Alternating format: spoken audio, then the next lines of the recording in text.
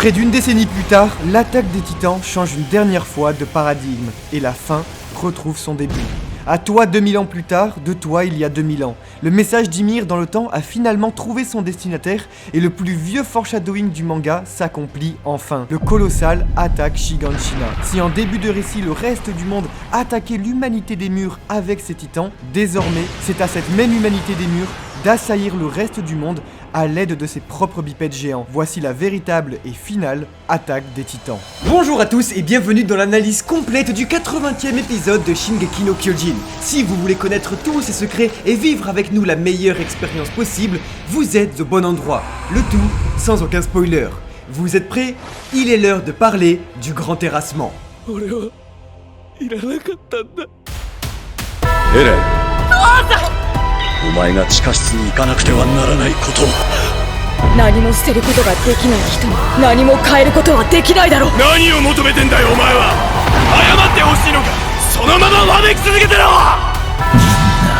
ケリーなんかのどうだったリヴァイ。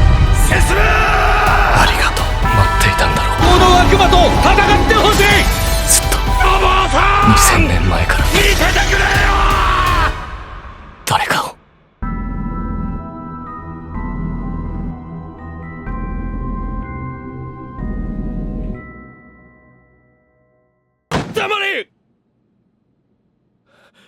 言っただろう。我々の祖先は大罪人だ。優勢思想に走り民族浄化を。俺もフェイもそんなことしてない。街を歩いただけだ。頼むから父さんと母さんをフェイと同じ目に合わせないでくれ。間違っているのはどちらだろうか。私かこの世界か。わかった。おそらくは両方だろう。Qui était réellement la grande prêtresse Ymir, ancêtre de tout Eldien? Quelle est la vérité? Pour les autorités mares, elle est considérée comme un démon, pour le peuple eldien comme un prodige divin. En réalité, en ce monde, la vérité n'existe pas, et Eren Kruger avait tenté de nous prévenir. この世に真実などない。 Tout le monde peut devenir un dieu ou un démon, pour peu que les autres en décident ainsi. En effet, si Ymir Fritz n'avait été que synonyme de purge et d'extermination, alors la République de Mar n'existerait pas aujourd'hui. Et si Ymir Fritz n'avait été que synonyme de prospérité et de bienveillance partout dans le monde, alors ce dernier ne serait pas en guerre. Ainsi, c'est arrivé à la conclusion de son histoire, où la fin rencontre le début, qu'Hajime Isayama décide enfin de nous dévoiler la triste réalité. Celle d'une petite fille malheureuse, une fille qui n'avait jamais connu son libre arbitre, une petite fille qui n'avait jamais pu parler ni voir. 見ろ、これが真実だ。我々の始祖ユミルは巨人の力に目覚め、荒れ地を耕し、道を作り、峠には橋を架けた。人々を豊かにし、この大陸を発展させたんだ。 Oui, tout le monde avait raison, bourreau comme victime. Jadis, Eldia usa bel et bien du pouvoir d'Ymir, capable donc de se transformer en titan pour construire des ponts à travers les vallées infranchissables, pour ouvrir de nouvelles routes et amener de nouvelles terres cultivables pour son peuple, mais également comme arme d'extermination pour conquérir le monde et exterminer le peuple Mar. Ainsi, Hajime Isayama décide de réécrire notre histoire où, il y a plus de 1700 ans, au 4e et 5e siècle, l'Empire romain, miné par les luttes intestines, tombe en ruine. Des invasions de peuples barbares désolent et bouleversent aussi bien Rome que les Gaules. Des soldats romains que nous pouvions déjà retrouver dans toutes les illustrations antiques présentées à travers le manga, où nous, lecteurs, comme spectateurs, pensions qu'il s'agissait en réalité de l'humanité victime des titans. C'est le brillant tour de force du mangaka qui, en 2017, nous présentait sa nouvelle création, Yogure no Tori, ending de la saison 2 de l'attaque des titans. Un fabuleux et très intelligent générique de fin qui possède en réalité 2 lectures et qui est enfin aujourd'hui totalement explicité. うまい嘘のつき方を知っとるか。時折事実を混ぜて喋ることじゃ。En effet, la première lecture de Yogure no Tori était un mensonge habile, nous laissant croire que là était présentée la chute de l'humanité il y a 107 ans. Vous savez, cette histoire qu'on cesse de nous répéter depuis le début, celle de Karl Fritz, qui a en réalité effacé la mémoire de son peuple comme de nous lecteurs, leur faisant croire et nous faisant croire qu'un jour les titans, super prédateurs, sont apparus du sud et que l'humanité, devenue les proies, a dû pour se protéger, fuir et se barricader derrière 3 murs concentriques qu'elle appelèrent Rose, China et Maria. Seulement, le générique offrait une deuxième lecture, celle de la réalité. Une petite fille qui découvre ses pouvoirs aujourd'hui, traduite dans une iconographie mare, qui jugea donc comme ennemie qu'elle les avait reçus du diable, puisque c'est une sorcière. Oui, tout est question de point de vue. Ensuite, voici la grande prêtresse Ymir affrontant le peuple Mar, affrontant des soldats romains, grâce au pouvoir de l'originel, avant que, 13 ans plus tard, elle ne se fasse dévorer entièrement par ses 3 filles, Rose, China et Maria, car ne sachant pas que son pouvoir réside dans son liquide cérébrospinal. Des centaines d'années plus tard, voilà qu'Eldia arrive enfin au bout de sa conquête mondiale, avec le drame de Lago, le massacre de Monte et l'hécatombe de Valais. Les drames historiques racontés aux jeunes Eldiens de l'Evelio pour expliquer l'hégémonie d'Eldia qui conquit le continent Mar sur tous les plans géographiques. Vallées, monts et lacs. これが1200年前に起きたラーゴの惨劇。大都市ラーゴはこの日のうちに消滅し、侵攻を続けた巨人によってモンテの3階とヴァレの惨禍が繰り広げられ、何十万ものマーレ人がエルディア帝国に殺された。 Le tout avant que, il y a 107 ans, l'originel ne passe à Karl Fritz, qui, culpabilisant des horreurs commises par ses ancêtres, ordonna à Ymir de construire des centaines de titans colossaux pour construire les murs, en apportant la moitié de son peuple sur l'île de Paradis, tout en laissant l'autre moitié comme esclave à la République de Mar pour se repentir.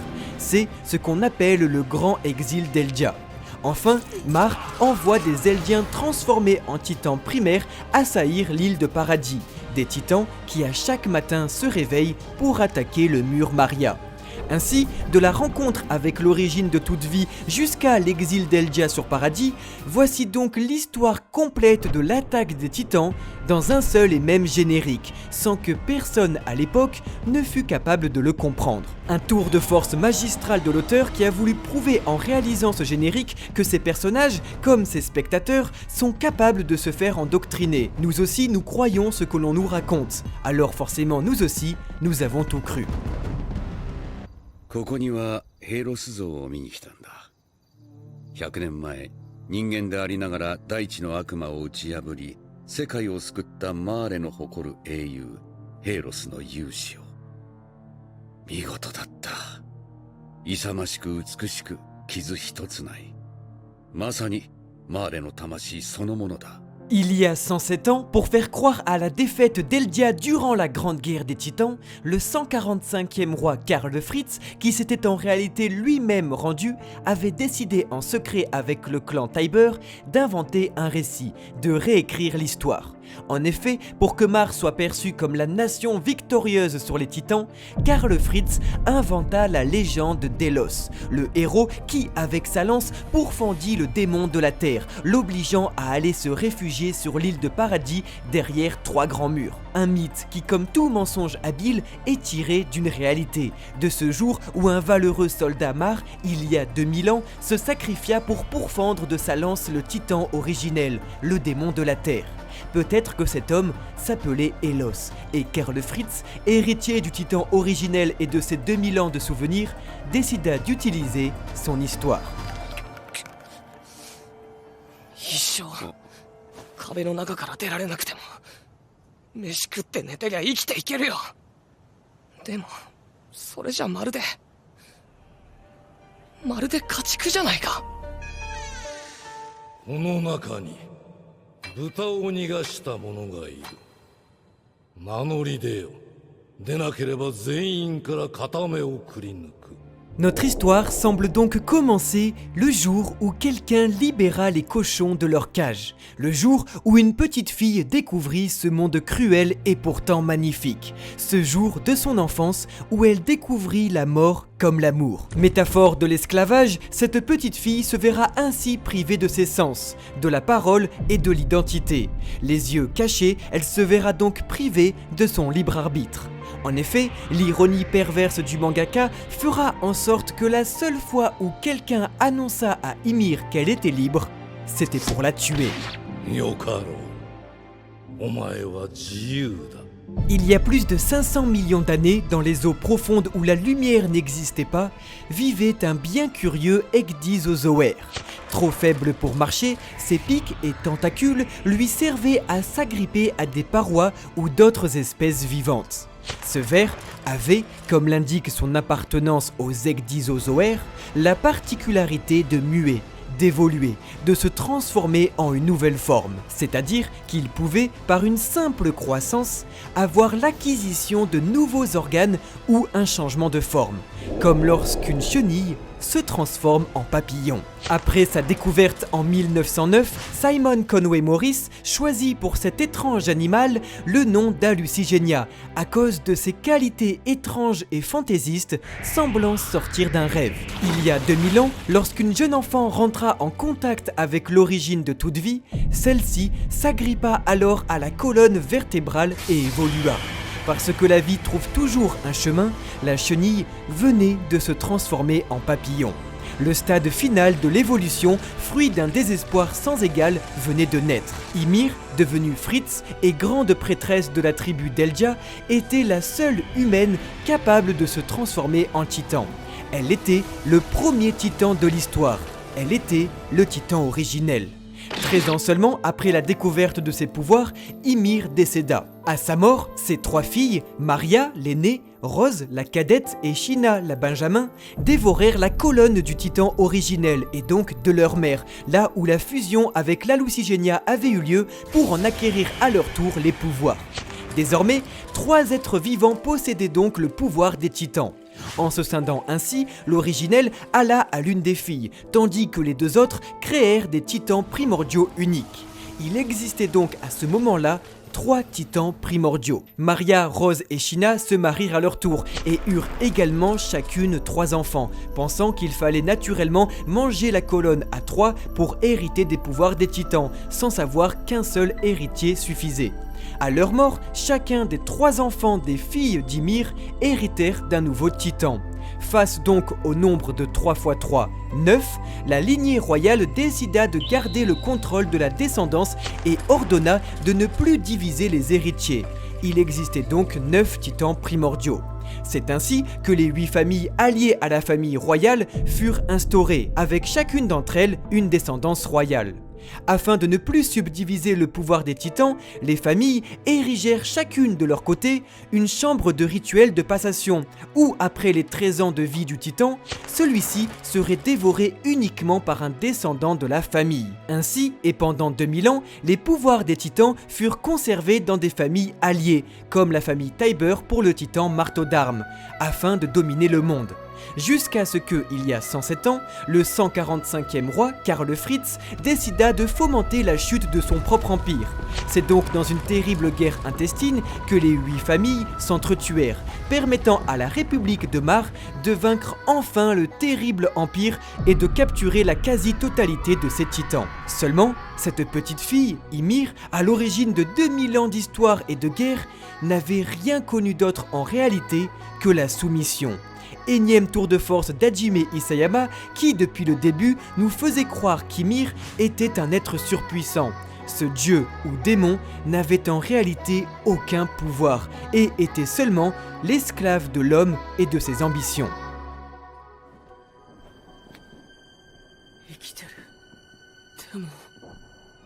意識がない。巨人の力なら損傷した体は勝手に修復されるはず。生きる強い意志さえあればだけど。 Il nous est montré, lors de l'assaut de l'Evelio par les forces de paradis, que si un détenteur de primordial, pourtant capable de se régénérer, n'a plus la volonté de vivre, il peut se laisser mourir, comme Rainer Braun avec le cuirassé qui, à ce moment-là, ne souhaitait que en finir. En 13 ans de souffrance, après avoir obtenu ses pouvoirs, Ymir n'a rien connu d'autre que la soumission et souhaitait en finir. Seulement, elle devait servir son maître, et parce qu'elle n'avait plus la volonté de vivre, elle le servira dans la mort, durant l'éternité, jusqu'à toi 2000 ans plus tard.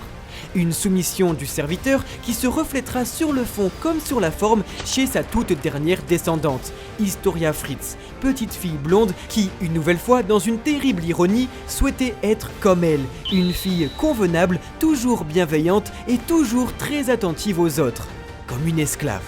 Et une autorité du maître qui se reflètera sur le fond comme sur la forme chez son tout dernier descendant, Sig Fritz Jäger, homme puissant, barbu et blond qui, alors que son ancêtre en était le tout premier, sera lui le tout dernier à lui donner un ordre. Mais alors, qui était la grande prêtresse Ymir, ancêtre de tout Eldien? Quelle est la vérité? Eh bien, Eren Yeager nous répond enfin. Elle n'est pas une esclave, pas plus qu'une déesse, juste une personne ordinaire à qui la décision lui appartient. Ainsi, durant 2000 ans, Ymir, dans le chemin, attendait.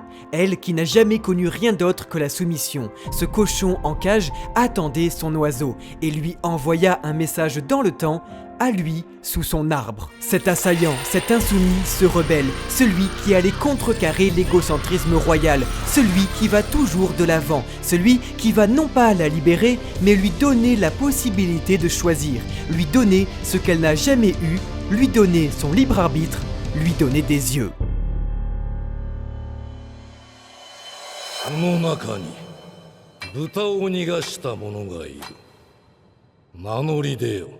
でなければ全員から片目をくり抜く。 S'il y a bien une chose à retenir de ce flashback, c'est qu'il est muet à l'exception de la parole du premier roi Fritz. Il est celui qui parle, il est celui qui écrit l'histoire. Ymir, elle, comme tous les autres esclaves, n'a pas Dieu, n'a pas de parole, n'a pas le droit de donner son avis, n'a pas son libre arbitre. Et donc, a dû attendre 2000 ans jusqu'à ce qu'intervienne le titan assaillant, celui qui va toujours de l'avant, l'insoumis, celui qui est là pour contrecarrer, comme disait Grisha Jäger, l'égocentrisme royal. Eren Yeager, celui qui n'est pas la proie, mais le chasseur. 誰にも従わなくていい。お前が決めていい。決めるのはお前だ。お前が選べ。 La notion de liberté est très importante dans Shingeki no Kyojin, mais ici il faut bien comprendre que Eren ne donne pas à Ymir sa liberté. Non, il lui donne la liberté de choisir. Parce que finalement, pendant si longtemps, on nous aura dit que c'était la grande prêtresse des Eldiens, que c'est la mère d'Eldia, qu'elle est là depuis le début, que c'est le titan originel. Cette gamine, finalement, c'est même pas une Eldienne de base. Son village a été attaqué par Eldia. C'est une victime d'Eldia. C'est ça qui est beau et c'est pour enfoncer bien le clou jusqu'au bout. Il est fou donc de constater que si Ymir est ce qu'elle est aujourd'hui, cette mère de tout Eldien, c'est parce qu'elle s'est fait violer. お前は奴隷じゃない。神でもない。ただの人だ。 Eren répond donc à une question millénaire, qui était Ymir Fritz? Elle était ni un démon, ni une déesse, elle était juste une personne normale, une petite fille malheureuse. Et alors, étonnamment, ça fait écho sur qui? Eh bien sur Eren Yeager, aussi un petit garçon malheureux qui va commencer à écrire l'histoire. Il l'a déjà fait, il est considéré comme un démon chez Mar et comme un dieu sur Paradis, celui qui va sauver l'île de Paradis, celui qui va sauver Eldia, mais qui va aussi, avec le grand terrassement, détruire donc, il le dit dans cet épisode, l'humanité tout entière. On a donc, une nouvelle fois, l'histoire qui se réécrit. Qui était Ymir Fritz? Un démon ou une déesse? Non, c'était juste une petite fille. Qui était Eren Yeager? Un démon ou un dieu? Non, c'était juste un petit garçon. そこで初めて知ったんだ。俺は不自由なんだって。広い世界の小さなカゴで、わけのわかんねえ奴らから自由を奪われてる。それが分かった時、許せないと思った。 C'est ça qui est beau, c'est tous les concours de circonstances qui font que tous ces éléments-là, on peut plus les expliquer, il y en a eu tellement. On peut pas se permettre de dire qu'Eren, il est arrivé comme ça avec Nilo. C'était soit un diable, soit un démon, il était soit rouge, soit blanc. Pas du tout, c'est juste parce qu'il a souffert, c'est juste parce qu'il y a... En fait, si vous voulez, c'est chaque action a ses conséquences. Et c'est parce que Karl Fritz, et c'est parce que Ymir, et c'est parce que le premier roi, et c'est parce que Eldia, c'est parce que Mars, c'est parce qu'on a fait des murs, c'est parce que sur une île, dans un district, dans une ville, un garçon, il y a des murs qui le bloquent. Enfin, c'est incroyable, c'est d'une beauté d'écriture qui pousse un jeune garçon aujourd'hui à commettre l'irréparable. それはまあ向こうにいる敵全部殺せば俺たち自由になれるのか。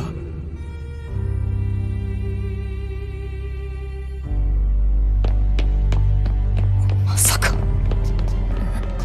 Eren va vouloir faire marcher ses titans sur le reste du monde et c'est une horreur à laquelle Armin ne voulait même pas imaginer, il pouvait pas envisager ça. Cependant, il y a eu ce petit éclair de lucidité lorsque dans l'épisode 2, l'épisode 78, l'épisode 17 de la saison finale, il repensait soudainement en parlant à Mikasa à Eren qui pointait son doigt vers l'océan et qui disait « Et si on arrivait à exterminer enfin l'ennemi au-delà des eaux, est-ce qu'on pourrait enfin être libre ?» Eux qui, lorsqu'ils arrivent face au flot, se disent « Bon, enfin, on a tué tous les titans de l'île, donc est-ce qu'on tue maintenant tous les ennemis au-delà de l'île ?» Et Armin se dit « Mon Dieu, il est vraiment en train de le faire. » あいつらこの世からエレンどうしたのエレンエレン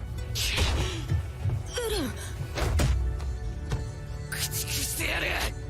この世から一匹残らず。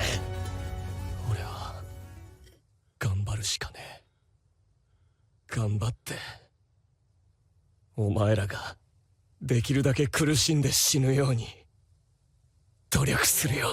そこにある命をこの世から駆逐するまで。 C'est à la fois fascinant mais terriblement angoissant de se rendre compte qu'Eren n'a jamais changé. Il nous l'a dit au tout début de cette histoire, il va tous les exterminer jusqu'au dernier. Il l'avait dit à Reiner et Bertholdt qu'il va les faire souffrir le plus possible, il va leur offrir la mort la plus douloureuse possible devant l'océan. Il a dit qu'il voulait exterminer tous ses ennemis jusqu'au dernier pour être enfin libre.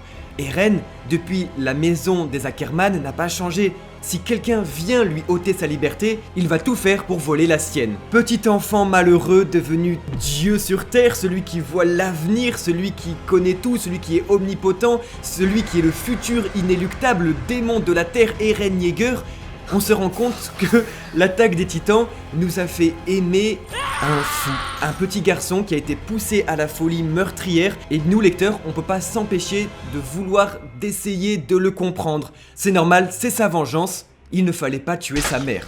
俺たち壁内人類がどれだけ壁の外の奴らに殺されてきたか忘れたか。食い殺されたんだぞ。まだまだこんなもんじゃ済まされねえよ。お前まだそんなこと言ってんのか。見ろ、エレンは示した。戦えってな。俺たちはただ壁の中で死を待つだけじゃない。俺たちにはあの悪魔が必要だ。 Mais c'est vrai que c'est un récit très particulier que nous offre Isayama, qui est celui de commencer par la backstory d'un tueur de masse, d'un quelqu'un qui est psychotique, a une pathologie terrible, et on se dit, sous défense qu'il y a eu des codes shonen remarquables, que c'était trop stylé, et qu'Eren a un charisme époustouflant, on se dit, c'est à peu près normal quand même cette vengeance, que ça en arrive là. Mais si on prenait tous les tueurs de masse de notre monde, eh ben on constaterait qu'ils étaient abusés lorsqu'ils étaient enfants, qu'ils étaient malheureux, qu'eux aussi ils avaient leur propre mur dans leur cœur, ils avaient ce démon là qui bouillonnait, qu'ils étaient violés, qu'ils avaient été battus, qu'ils étaient moqués, et au bout d'un moment ça lâche. Et on a ce travail mental qui est fait, qui est vraiment redoutable, et qui est très important de digérer et de se dire quand même que c'est une forme engagée de la part de l'auteur. Ne vous laissez pas berner quand même par le fait que c'est trop classe qui arrive, ce qui va arriver est trop classe, mais c'est aussi d'une très grande violence, et je pense que c'est important juste de saisir ici le message et l'engagement de l'auteur vis-à-vis quand même de ce monde qui est très très beau, mais aussi très cruel. Hajime Isayama ne va pas dénoncer, comme il ne va pas excuser, il va juste montrer, il va nous montrer une terrible histoire, la transformation d'un petit garçon en démon. エレンあなたは自分が何をやったか分かってるの。あなたは民間人を殺した。子供も殺した。 C'est totalement terrifiant parce que Eren Yeager a déjà le rôle de terroriste. Il a tué des innocents à Levelio et il s'apprête, selon ce qu'il dit, à récidiver, mais encore plus, à aller tuer l'humanité tout entière. Et dans l'humanité, il y a des innocents, il y a des gens qui n'avaient rien demandé, il y a des mamans et il y a des fils. Eren Yeager s'apprête donc, par la folie de la vengeance, de ce cycle infini de haine et de vengeance, à répéter les erreurs du passé, à faire exactement ce qu'il a reproché aux autres.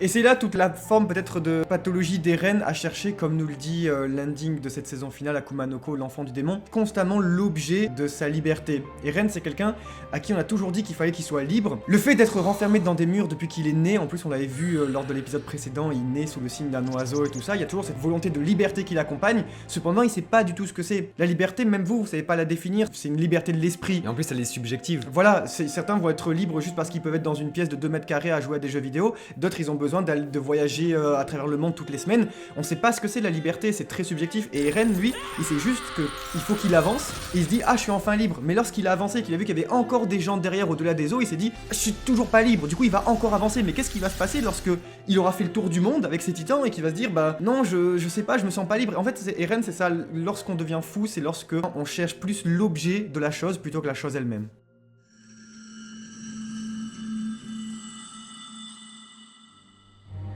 Avec donc tout cela en tête, vous pouvez comprendre pourquoi seulement Eren Yeager arrive à donner à nouveau son libre arbitre à Ymir Fritz. Parce que c'est la rencontre ultime entre le début et la fin, les deux plus grandes victimes de cette histoire. Celle qui a souffert pendant 2000 ans et celui qui par la fin, en remontant le temps, a également souffert depuis 2000 ans. Eren Yeager, Ymir Fritz, les deux se libèrent enfin mutuellement et donc vous avez l'explication de pourquoi Sig n'arrive pas à donner son ultime ordre à Ymir. Cette fois, ça y est, elle arrête, elle serre les dents, elle pleure et elle se dit « C'est terminé, je vais arrêter de répondre à tout ce qu'on me dit, je suis plus une esclave, je suis plus une déesse, je suis plus une démone, je suis juste une petite fille et j'ai le droit s'il vous plaît de choisir. » C'est ça qui est beau. Eren, ce démon, ce mec terrible, il la libère comme ça, c'est tellement beau, c'est... Waouh! 始祖ユミル、すべてのユミルの民から生殖能力を奪え。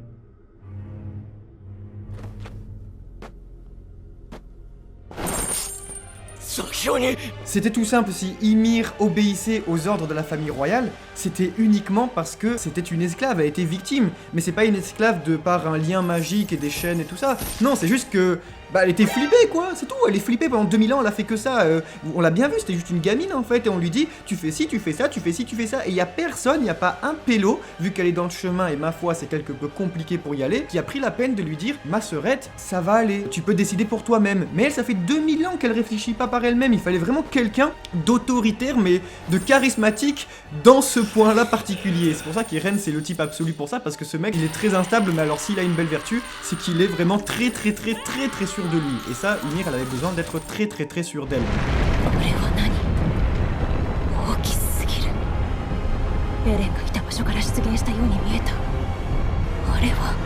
C'est pourquoi vous voyez donc une nouvelle forme du titan assaillant. Le titan assaillant originel, Eren Yeager n'est pas seul à faire ce grand terrassement. Il est aussi avec cette petite fille, avec Ymir. Et donc, on ne condamne pas, on n'excuse pas non plus, mais on peut comprendre le geste d'une petite fille qui pendant 2000 ans a été soumise, pendant 2000 ans a souffert, et donc décide elle aussi, avec le petit garçon, de se venger, main dans la main. C'est une image terrible, de voir deux enfants au final qui veulent juste avancer, qui veulent juste se venger du monde, de ce qu'ils ont pris dans la gueule. 娘たちよ、子を産み増やし続けよ。ユミルの血を絶やしてはならぬ。娘が死ねば背骨を孫に食わせよ。孫が死ねばその背骨は子から食え。 Alors vous êtes en droit de vous demander comment ça se fait que tous les Eldiens du coup ne sont pas de sang royal, tout ça, tout. C'est comme toutes les monarchies de l'histoire de l'humanité, seulement l'aîné va hériter de la couronne, et c'est ça le sang royal. C'est-à-dire que du coup, Maria qui est la plus grande, aussi du coup on a enfin le nom du coup de ces trois gamines, sont les trois murs concentriques, Maria la plus grande, c'est le plus grand mur, Rose au milieu, et Shina la toute petite, et du coup c'est Maria l'aînée qui va hériter du coup du titan originel d'Ymir, et elle va du coup elle-même, vous avez vu, faire 3 gosses, et c'est l'aîné de ces 3 gosses qui va hériter du titan originel et du coup du sang royal. Et là du coup on est déjà très loin de Rose, Sheena, de leurs propres enfants, etc. Et petit à petit les enfants de Maria vont faire des gosses, jusqu'à arriver à chaque fois à ce que l'aîné devienne Karl Fritz, puis plus tard Frida Fritz. 我々はいずれ必ず突き破る。真実を隠している壁を。 C'était en 2017, à la toute fin de la saison 2, Erwin Smith, finalement l'homme le plus avant-gardiste de l'humanité, avait tout prévu, il savait pas vraiment ce qu'étaient les murs, il savait pas qui étaient les Fritz, il savait pas qui était le véritable roi, et finalement il nous disait toutefois, un jour nous le briserons, un jour ce mur qui détient la vérité finira par tomber.